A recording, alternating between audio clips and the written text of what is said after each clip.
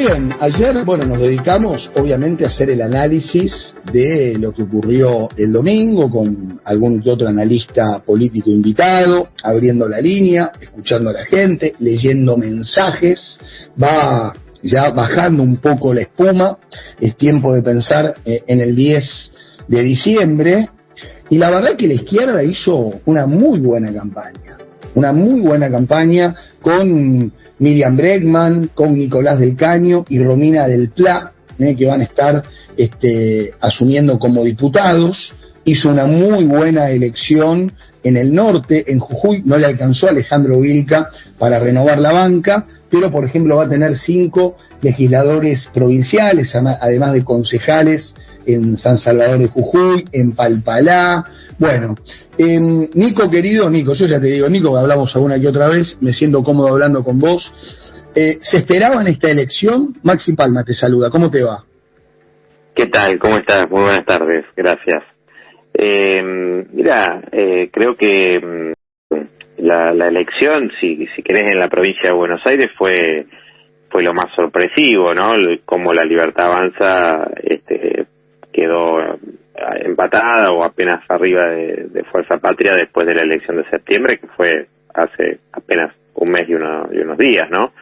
Entonces, creo que eso hay que pensar de qué manera jugó la extorsión, creo yo, el chantaje de parte de Estados Unidos, ¿no? Este pacto con Trump que dijo, bueno, si no votan a Milei, nosotros damos un golpe de mercado prácticamente, o no damos salvataje. Entonces creo que para muchos de los que no habían ido a votar, que habían votado la Libertad Avanza en el 2023 y quizás no estaban conformes con la economía, con muchas promesas incumplidas, tuvieron cierto temor. Y bueno, me parece que este chantaje no es una elección libre, ¿no? Donde voy a decir, bueno, ¿qué prefiero? Bueno, nadie puede preferir eso.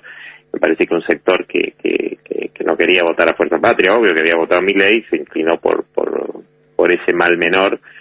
Y después me parece que el peronismo básicamente hizo la plancha, la única propuesta era supuestamente frenarlo con los votos a Fuerza Patria, que me parece que mucha gente sabe que en el Congreso tuvieron diputadas y diputados que se dieron vuelta, que tuvieron sindicatos de la CGT, de varias centrales que no hicieron absolutamente nada, digamos, como se vio, digamos, estos 2 años, ¿no? Si vos pensás en la izquierda, nosotros estuvimos participando en cada movilización de los miércoles de los jubilados, con el colectivo de la discapacidad, en movilizaciones históricas, con las trabajadores del Garrahan y de toda la salud pública, las universidades, con aquellos trabajadores que enfrentan los despidos.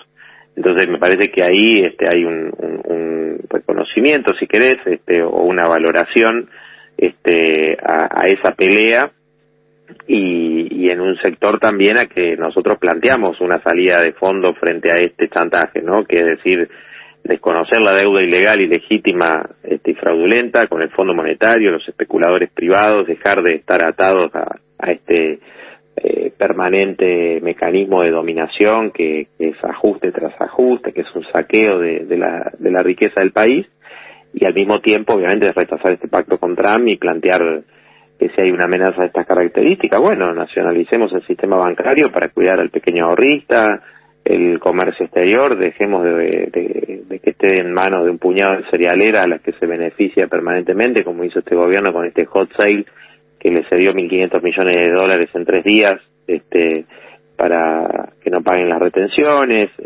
Tomemos medidas de fondo, y para eso necesitaba una organización, una pelea muy fuerte, ¿no? Con la mayoría trabajadora. Y bueno, creo que la izquierda, como vos decías, con Miriam Bregman haciendo una excelente elección en la ciudad, después de muchos años, creo que la izquierda en la ciudad de Buenos Aires tiene un protagonismo muy importante con Miriam Bregman a la cabeza.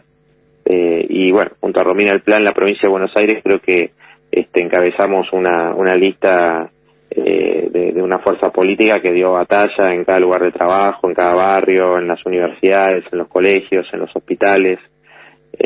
Creo que eso también es muy valioso porque, bueno, resistimos una polarización inédita en una elección legislativa,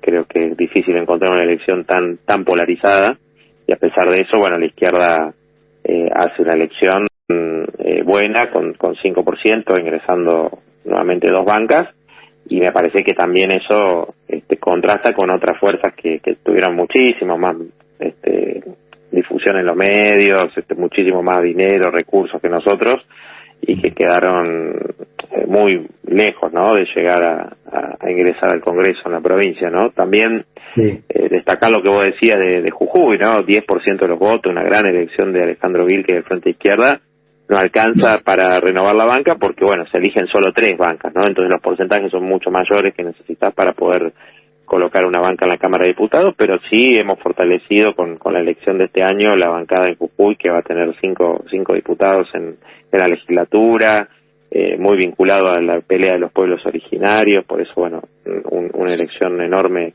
en Humahuaca y en otros distritos, que la izquierda hizo una elección realmente extraordinaria, ¿no? Así que, bueno, ahora hay que agradecer y obviamente convocar a toda esa gente y a muchos que quizás no nos votaron, pero que sí valoran y comparten muchos de las causas y las peleas que sostiene la izquierda a dar batalla en el escenario que viene, ¿no?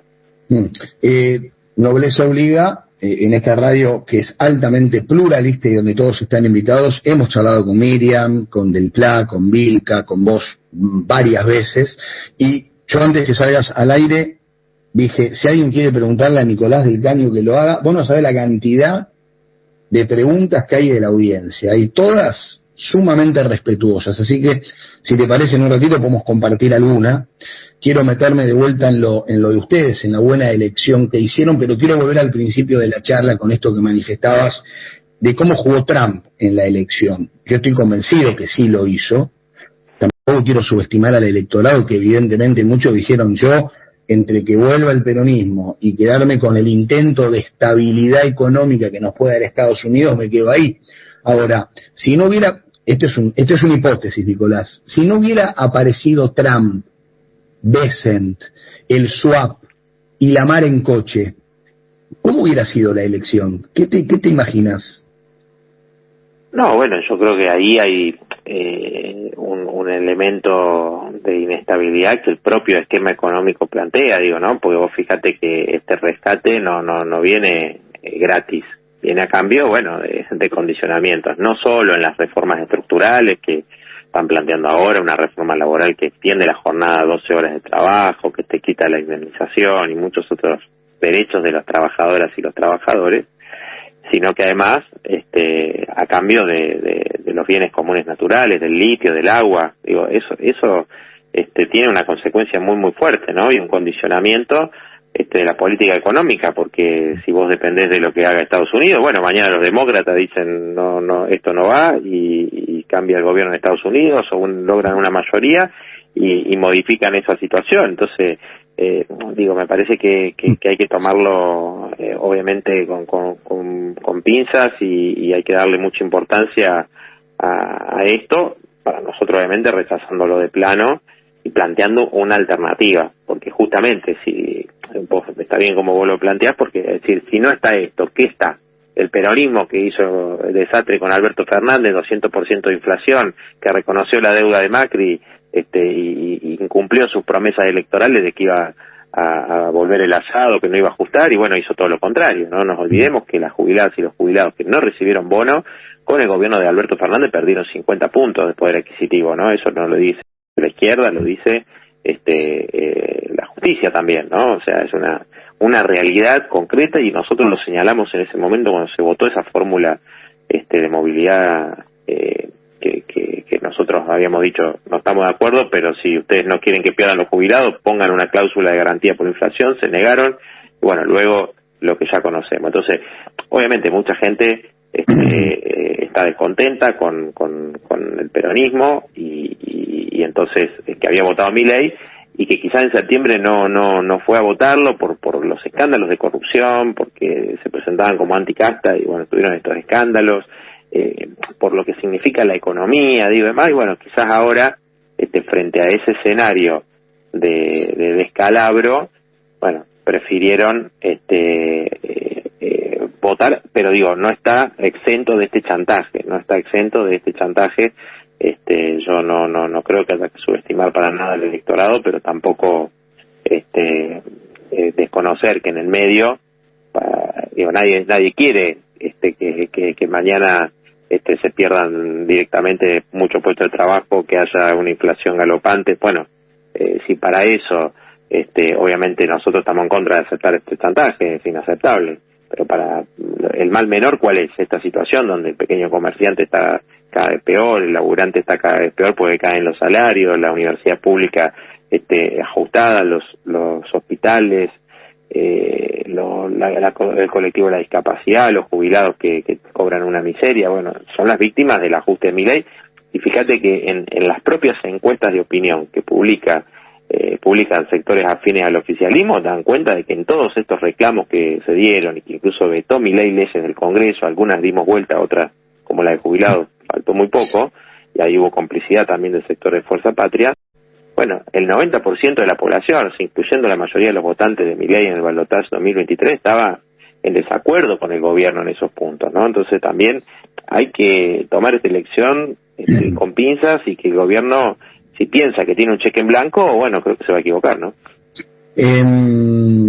Da la sensación que, siendo tan poquitos, es difícil por ahí pararse de manos, ¿no? Ante una estructura tan grande como es el Congreso, y tanto en las dos cámaras, ¿no? En la alta y en la baja, pero evidentemente ustedes se hacen sentir de diferentes maneras. Acá pregunta, por ejemplo, Sergio de Caseros, Nicolás, ¿qué opinión tenés sobre la modificación en la reforma laboral, teniendo en cuenta que el 40% de los trabajadores no están registrados? Bueno, justamente que nosotros lo que pretendemos es una reforma que vaya en contrario de lo que quiere el gobierno y los sectores de las grandes empresas, ¿no? Que esto lo vienen planteando hace años.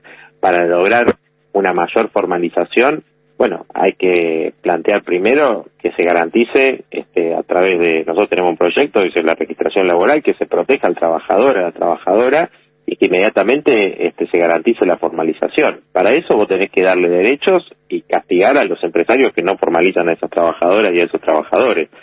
Para nosotros hay que generar 1.100.000 puestos de trabajo, reduciendo la jornada laboral, no aumentando la jornada como quieren, extenderla a 12 horas por día.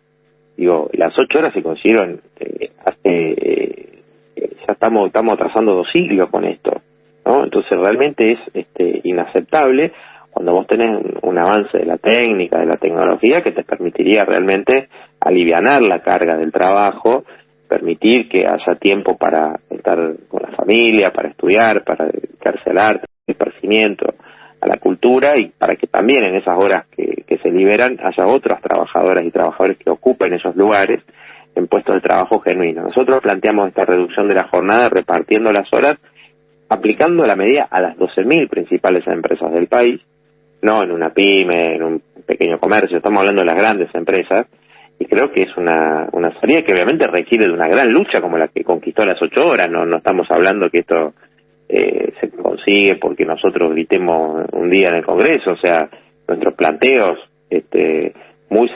para nosotros muy serios están vinculados a una lucha que es extraparlamentaria, ¿no? Es decir, y eso también se vio en estos 2 años del gobierno de Milei. Si vos tomás la pelea los jubilados, bueno, al principio la izquierda hacía planteos muy fuertes, vinculados a las mismas organizaciones y más, y quizás tenía poco eco. Bueno, cuando esta movilización fue confluyendo con muchos sectores de la población que les daba bronca que golpeen a los jubilados, que les da bronca que ganen una miseria después de laburar toda su vida, bueno, eso fue generando un cambio importante. Lo mismo en las universidades y en el colectivo de la discapacidad de Garrahan.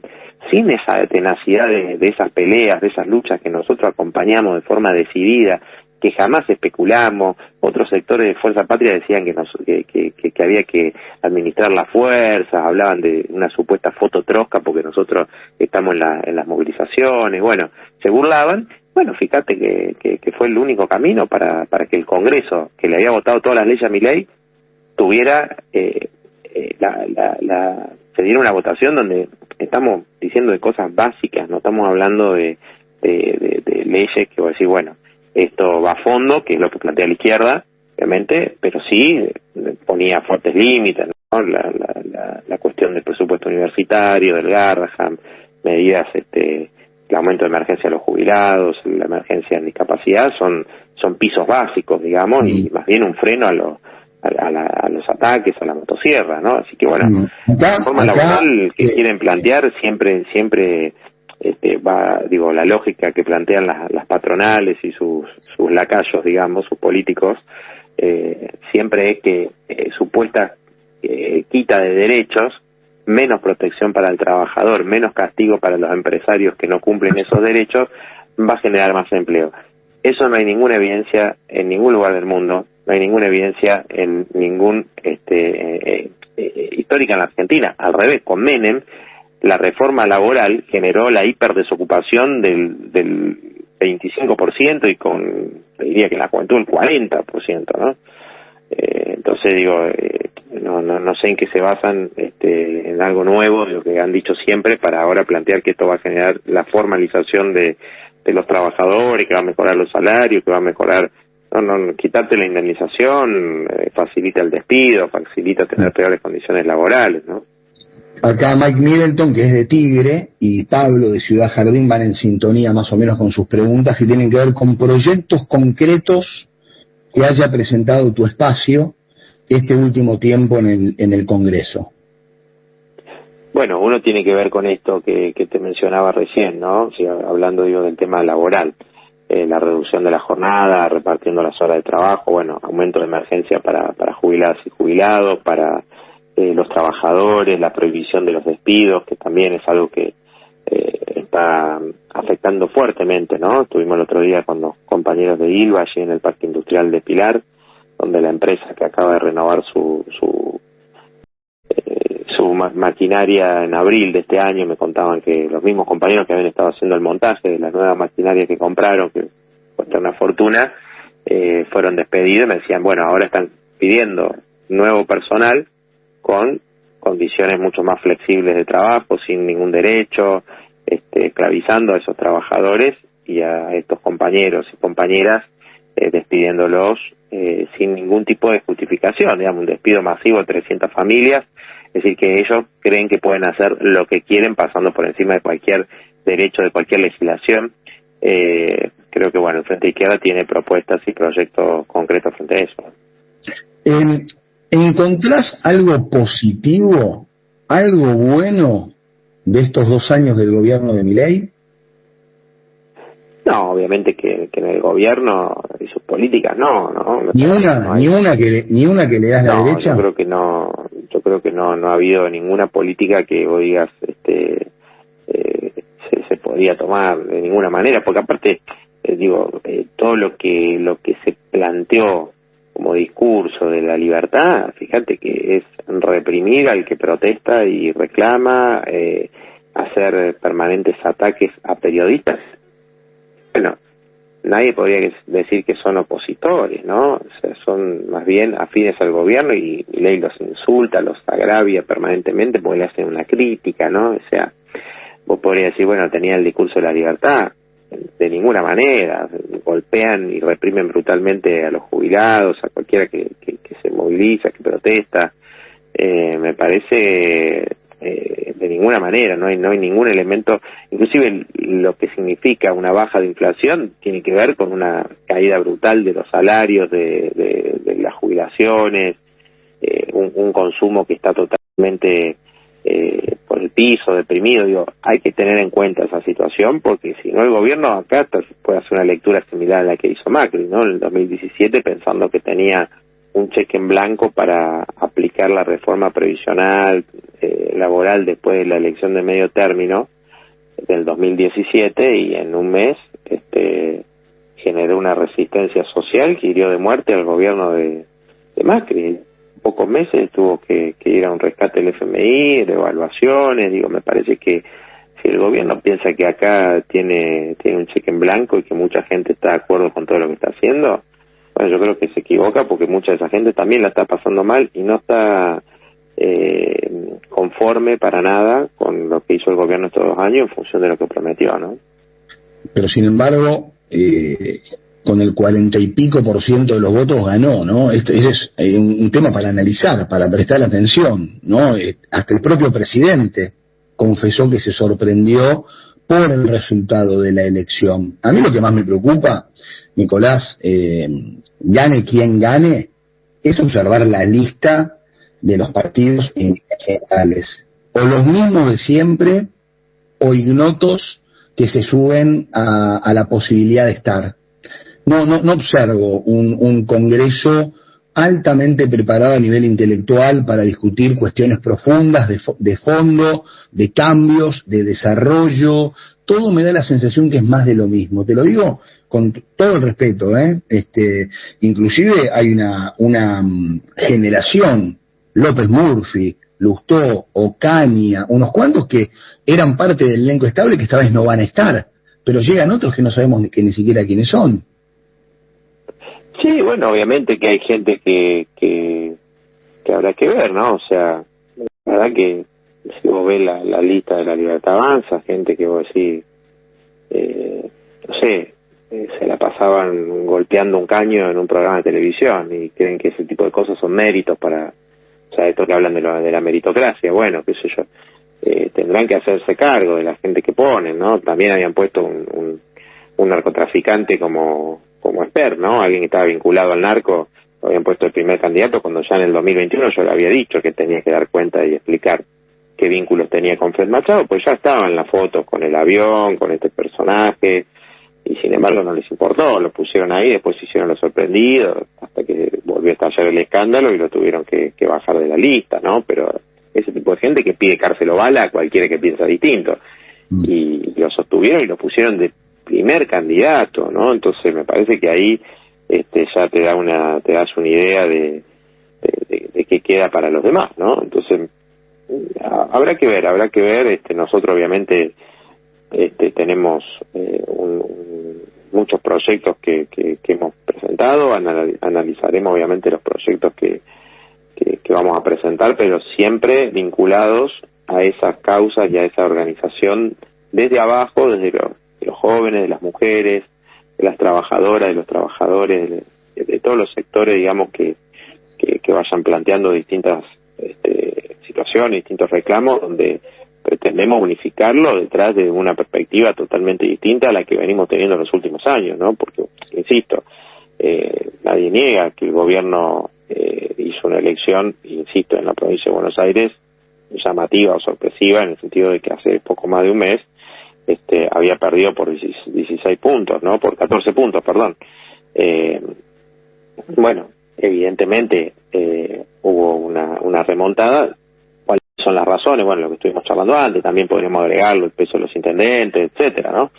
Y esta hiperpolarización, me parece que tomar eso, como decir, bueno, ahora esto es un aval a cualquier política de ajuste, es no tomar en cuenta lo que pasó estos 2 años y lo que en septiembre había pasado, digo, o sea, si no se toma, si se ve la foto y no se ve en la película, bueno, creo que ahí es donde los análisis se tornan más superficiales y no te permiten, bueno, en el caso nuestro, diagramar obviamente una estrategia que está basada en un conjunto, ¿no es cierto? Y en una perspectiva y en una idea muy clara de que acá, de la mano del endeudamiento, del sometimiento a Estados Unidos, al FMI, estamos cada vez peor. Los que te dicen es esto o el caos, bueno, nos vienen llevando a una situación de degradación constante de nivel de vida y demás, que no lo podemos permitir, porque Argentina tiene una potencialidad enorme, que la tienen sus trabajadoras, sus trabajadores, sus científicos, sus profesionales. Bueno, todo eso, si estuviese puesto en función y planificado desde el punto de vista de las necesidades sociales y demás, no estaríamos en estas condiciones, ¿no? Bueno, acá Virginia está de acuerdo con lo que planteas, de la reducción de la jornada laboral a 6 horas. Para cerrar, Nicolás, y por supuesto la línea abierta siempre para charlar, para debatir, para intercambiar ideas, ¿sentís que la corporación política de alguna manera los menosprecia a ustedes que son menos, que no se los toma en serio? Yo creo que tratan, digamos, si querés, algunos, no sé si menosprecia, digo, somos una fuerza antisistema nosotros, ¿no? Somos socialistas, somos anticapitalistas, y bueno, lógicamente no entramos en las componendas que hacen los partidos tradicionales, ¿no? Eso no quiere decir que uno no pueda coordinar un proyecto de emergencia como el de discapacidad. A mí me tocó estar en la comisión como vicepresidente y bueno, hablamos con múltiples organizaciones, vinieron a exponer a la comisión y demás, y se unificó un proyecto. Nosotros teníamos uno más ambicioso y demás. Bueno, y eso nosotros fuimos muy claros: si esto no se pelea en la calle, jamás se va a discutir acá, y hubo una movilización enorme y eso verdaderamente fue lo que nos permitió que ese proyecto avanzara, ¿no? Si no, no. Entonces yo creo que va a haber seguramente coordinación en distintos temas, en distintos puntos, pero no todos conocen, digamos, que cuando le falta algún voto, cuando quieren conseguir esto o lo otro, bueno, el gobierno obviamente jamás va a llamar a la izquierda, ¿no? Pues saben que nosotros somos una oposición y tenemos principios muy claros, digamos. En cambio vos ves del otro lado y decís, bueno, pero supuestamente no iba a votar contra esto, no iba a estar a favor de dar vuelta un veto, se levanta, nos deja sin quórum. Bueno, esas cosas no tienen nada que ver con nosotros. Creo que un sector importante lo valora, nos acompaña, otro sector que lo valora quizás todavía no ve acompañar a la izquierda porque no está convencido en el fondo de nuestra idea socialista, de que nos queda otro camino, y todavía creo que tiene una idea equivocada de cierta cuestión del mal menor, de posibilismo, que en esta situación obviamente es comprensible, pero que a la larga te conduce a esta dinámica, ¿no? Donde cada vez se va empeorando las condiciones de las mayorías trabajadoras en la Argentina. Le agradecemos a Carlitos Burgueño y a Lorena Toso que nos regalaron un ratito de su programa. Nos hemos pasado unos minutos, pero muy interesante la charla, Nicolás. Te mando un abrazo grande y estamos en contacto, ¿sí? Bueno, muchas gracias a ustedes y un gran abrazo.